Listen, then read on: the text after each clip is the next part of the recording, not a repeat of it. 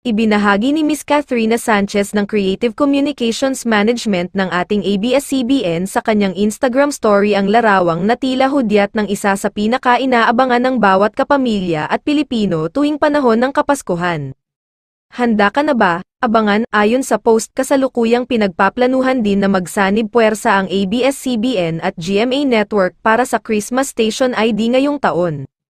Ano nga kaya ang magiging slogan kung sakaling maganap ang bigating collaboration ng dalawang network? Konting kembot na nga lang ay Christmas season na naman at ang isa sa inaabangan ay ang Christmas Station ID ng tatlong higanteng TV network sa bansa. Inaasahang una nang ilalabas ng TV5 ang kanilang magiging tema para sa Pasko ngayong taon na kasama ang bagong The Barkads at ang TVJ. Samantala, hinihintay ng mga netizens kung sino-sinong kapamilya stars ang kasali sa GMA Network at kung ano ang kanilang magiging Christmas jingle ngayong taon. Complete na ang inaabangang Christmas Station ID ng TV networks for the past 5 years or so. ABS-CBN at GMA7 lang usually ang mayroong Christmas Station ID, pero sumali sa laban ngayon ang TV5. Ang dami ng aspetong tinitignan ngayon to see which Christmas Station ID is more effective, star power, theme, execution and, of course, music.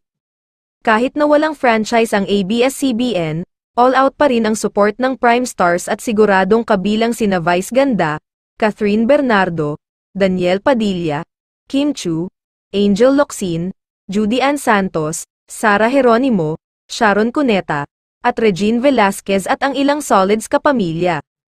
Expected talaga na every station ID ay lalabas ang big stars ng bawat network, although, syempre, kapansin-pansin din na maraming nawawala.